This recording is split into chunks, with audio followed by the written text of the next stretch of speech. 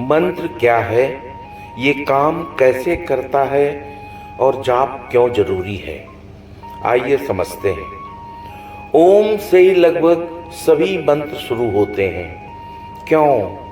क्योंकि ओम कोई शब्द नहीं है, कोई अक्षर भी नहीं है और ना ही कोई स्वर या व्यंजन है। ओम को सही रूप में उच्चारण करने के लिए इसे 3 अक्षर अ, उ और म में बांटा गया है। लेकिन ओम एक ध्वनि है जो तब उत्पन्न हुई जब सृष्टि का आरंभ हुआ। बिग बैंग के भी पहले एक ध्वनि उत्पन्न हुई, ओम। उस ध्वनि की धमक से प्रकाश उत्पन्न हुआ, फिर ब्रह्मांड बना और फैलता चला गया। और विज्ञान का मानना है कि ब्रह्मांड अभी भी फैलता ही जा रहा है और साथ साथ ओम ध्वनि की तरंगे भी फैलती जा रही हैं। तरंगे फैलती हैं आखिरी छोर तक।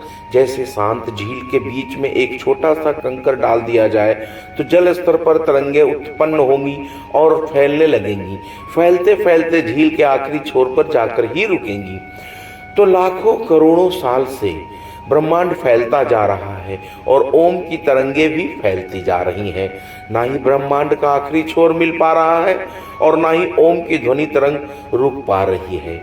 एक साधारण व्यक्ति के कान की सुनने की क्षमता ध्वनि के 20 से लेकर 20,000 वाइब्रेशन प्रति सेकंड तक होती है। लेकिन इस रेंज के बाहर भी ध्वनि विचरित कर रही है ब्रह्मांड में।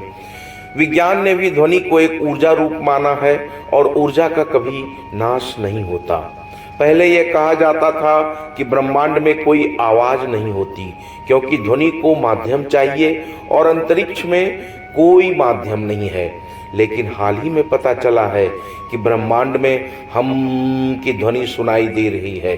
हम की आवाज का पता उत्तर अमेरिकी नैनो हर्ट्ज और ऑब्जर्वेटरी फॉर ग्रेविटेशनल वेव्स नैनोग्रेव ने लगाया है।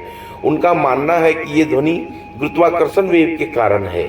लेकिन विज्ञान जिस ध्वनि को हम बता रहा है, कहीं वो ओम की ध्वनि तो नहीं, क्योंकि उच्चारण में बहुत समानता है।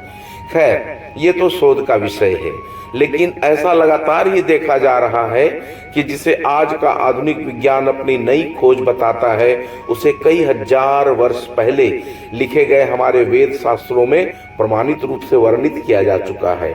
तो जिस ओम की ध्वनि से ब्रह्मांड की शुरुआत हुई और जो अभी भी ब्रह्मांड में गूंज रही है, उसी से ज्यादातर मंत्रों की शुरुआत की जाती है। अब आते हैं अनेक प्रकार के मंत्रों पर। ये इतने सारे मंत्र क्यों? सभी देवी देवताओं के लिए अलग अलग मंत्र क्यों? यहाँ पर एक और प्रश्न आता है जो बराबर लोगों के मन में उठता है कि हमारे सनातन धर्म में इतने सारे देवी देवता क्यों हैं? तो सनातन धर्म में भी ईश्वर एक ही है, लेकिन हमारी अलग अलग प्रकार की इच्छाओं की पूर्ति हेतु अलग अलग देवी देवताओं की पूजा करने का प्रचलन है।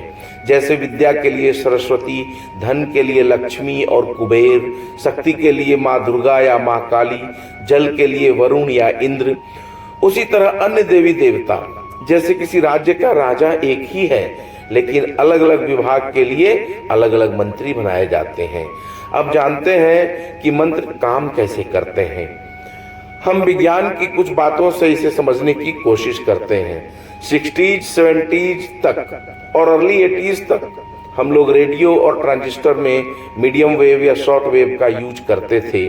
मीडियम वेव पर विविध भारती और लोकल चैनल पकड़ता था, जबकि शॉर्ट वेव पर BBC, voice of America, radio Ceylon, रूस, चीन इत्यादि पकड़ाया जाता था, जिसमें सिलोन पर बिना का गीत माला बहनों और भाइयों जी, और BBC पर विदेशों के न्यूज और विदेश में खेले गए क्रिकेट की कमेंट्री सुना जाता था। ज्यादातर सभी स्टेशनों के एक विशेष मीटर नंबर होता था। हम रेडियो के कांटे को वहीं पर ले जाकर अपने मन पसंदीदा चैनल को सुनते थे। शॉर्टवेव के 11,905 किलोहर्ट्ज फ्रीक्वेंसी के 25 मीटर पर रेडियो सिलोन पकड़ता था और हाँ, एंटीना की भी जरूरत पड़ती थी। ध्वनि की फ्रीक्वेंसी 300 गीगाहर्ट्ज पर वेवलेंथ 1 मिलीमीटर और 3 किलोहर्ट्ज पर 100 किलोमीटर होता है। फ्रीक्वेंसी जितनी ज्यादा होगी वेवलेंथ उतना ही कम होता जाएगा। पहले रेडियो में डायोड बल्ब यूज किया जाता था, फिर ट्रांजिस्टर आ गया, अब एफएम रेडियो आ गया है। एफएम प्रसारण का आवृत्ति बैंड 88 मेगाहर्ट्ज से 108 मेगाहर्ट्ज तक होता है। ध्वनि के विज्ञान को ज्यादा विस्तार से बताने की जरूरत यहाँ पर नहीं है। मैं सिर्फ उन आम चीजों के उपयोग की विधि से मंत्र भी किस तरह से प्रसारित होकर ब्रह्मांड में विचरण करता है और सही जगह पर पहुंच जाता है, ये बताने की कोशिश कर रहा हूँ। यह समझाने के लिए कर रहा हूँ कि अगर हम बिनाका गीतमाला सुनना चाहते हैं तो बीबीसी के नंबर पर लगाकर नहीं सुन सकते हैं, उसके लिए हमको रेडियो सिलोन ही लगाना पड़ेगा। तो उसी तरह प्रत्येक मंत्र को इस तरह से बनाकर सिद्ध किया गया है कि उसके जप से वो एक पर्टिकुलर वेवलेंथ, पर्टिकुलर फ्रीक्वेंसी है ना कि तरंगे बनाकर ब्रह्मांड में फेंकता है, उसी देवी या देवता के आसन को छूकर वापस आता है और वापस आते समय हमारी इच्छित फल को भी साथ लाता है। अथ पिंडे तत् ब्रह्मांडे, हमारा शरीर भी उन्हीं तत्वों से बना है जिनसे ये ब्रह्मांड बना है। मंत्रोच्चारण के कंपन से हमारे शरीर के तंत्र भी प्रभावित होते हैं। इस युक्ति से कई बीमारियां भी ठीक की जाती थी पहले। आजकल ये विद्या उपयोग में उतनी ज्यादा प्रचलित नहीं है, लेकिन अमेरिका के वैज्ञानिकों ने और कई विदेशी डॉक्टरों ने भी गायत्री मंत्र और ओम के उच्चारण से रोगियों पर पॉजिटिव प्रतिक्रियाएं देखी हैं। मंत्र में उच्चारण का बहुत महत्व है। वेदों के मंत्र को सीधे सीधे पढ़ा नहीं जा सकता। रामायण और हनुमान चालीसा की तरह वेद का पाठ नहीं किया जाता है, बल्कि उच्चारण किया जाता है। जिस अक्षर के ऊपर एक वर्टिकल डंडी हो तो तेज उच्चारण, जिस अक्षर के नीचे हॉरिजॉन्टल डंडी हो तो स्लो पिच में उच्चारण, जिस अक्षर के ऊपर 2 वर्टिकल डंडी या लाइन हो तो उसे 2 बार हाई पिच में उच्चारण करना होता है, जिसे क्रमशः स्वरिता, अनुदत्ता और दीर्घ सरिता कहते हैं। अधिकतर मंत्र वेद से ही निकले हैं, जिन्हें आम व्यक्ति सही सही उच्चारण कर पाने में पूर्णतः सक्षम नहीं हो पाते हैं। उसे पढ़ने की प्रॉपर ट्रेनिंग दी जाती है। तो आम व्यक्तियों के जप करने के लिए आसान से मंत्र बनाए गए हैं, जैसे ओम नमः शिवाय, ओम नमो भगवते वासुदेवाय, ओम गणपतये नमः इत्यादि। ओम नमः शिवाय से एक छोटी सी कहानी याद आ गई। एक बार किसी ऋषि के मन में जिज्ञासा हुई कि मंत्र बोलने का क्या फल होता है, या कुछ फल होता भी है या नहीं, सिर्फ ऐसे ही मंत्र जाप किए जा रहे हैं। ये जानने के लिए वे शिव जी के पास पहुंच गए और उन्हीं से पूछ लिए। शिव जी ने कहा, तुम्हारे पैरों के पास एक कीड़ा चल रहा है, उसको ओम नमः शिवाय का मंत्र बोलो। वे ऋषि जैसे ही बोले ओम नमः शिवाय, वो कीड़ा मर गया। ऋषि को बड़ी ग्लानि हुई, ये क्या बेचारा कीड़ा मर गया उनके कारण। वे सोच में पड़ गए। तभी एक तितली उड़ती हुई आई। शिव जी ने कहा, इस तितली को देखकर भी बोलो ओम नमः शिवाय। ऋषि ने जैसे ही कहा ओम नमः शिवाय, तितली उसी क्षण मर गई।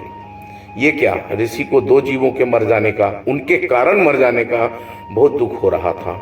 वे सोच रहे थे क्या माया है या क्या है, क्यों ऐसा हुआ। फिर शिव जी ने थोड़ी दूरी पर खड़े एक हिरण के बच्चे को देखकर ऋषि को ओम नमः शिवाय बोलने को कहा। ऋषि को न चाहते हुए भी बोलना पड़ा और वही हुआ। हिरण का बच्चा तत्क्षण मर गया। अब तो ऋषि को इच्छा हुई कि वहां से भाग जाए, वे बेकार यहाँ आए। तभी एक औरत अपने नवजात शिशु को गोद में लेकर शिव जी का आशीर्वाद लेने आई। शिव जी ने ऋषि से कहा, इस बच्चे को बोलो ओम नमः शिवाय। अब तो ऋषि एकदम से विचलित हो गए। वे ओम नमः शिवाय बोल के 3 जीवों के प्राण ले चुके थे। अब इस नवजात शिशु को नहीं, वो बोले, नहीं प्रभु, ये मुझसे नहीं होगा। बेचारी ये स्त्री कितनी आशा से अपने बच्चे को आपके पास। लेकिन शिव जी ने ऋषि को कहा, इस बच्चे को ओम नमः शिवाय बोलो। बेचारे ऋषि क्या करते, बोल दिए। ओम नमः शिवाय सुनते ही बच्चा गोद से उतरकर खड़ा हो गया और उन ऋषि के चरणों को स्पर्श करके प्रणाम किया और बोला, पहले मैं कीड़ा था, आपने मुझे मुक्ति दिलाई।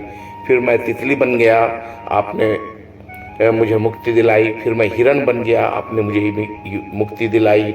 अब मैं एक इंसान हूँ, आपने मुझे ये मंत्र देकर मुझे तार दिया, आप मेरे गुरु हुए। तो इसका अर्थ क्या हुआ कि मंत्र का असर होता है और अद्भुत रूप से होता है। अब बात करते हैं मंत्र को जपना क्यों जरूरी है।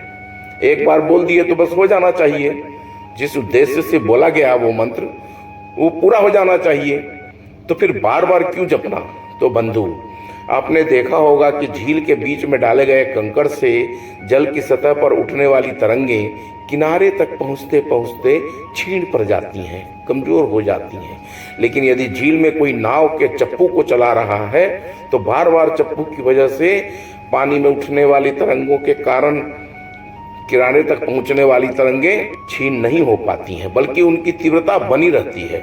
उसी तरह मंत्र उच्चारण की ध्वनि तरंगें भी उन देवी या देवता तक पहुंचते पहुंचते क्षीण हो सकती हैं। तो उन्हें बूस्टअप करने के लिए उसी मंत्र का जाप बार बार करने से उसकी तीव्रता बनी रहती है और हमें वापस में इच्छित फल की प्राप्ति में सहयोगी होती है। क्योंकि जहां से हमें फल की प्राप्ति होनी है वहां हमारी प्रार्थना पूरी शक्ति से पहुंचेगी, तभी तो फल भी पूरा मिलेगा। इसीलिए बार बार जाप करने को कहा गया है। ओम नमः शिवाय।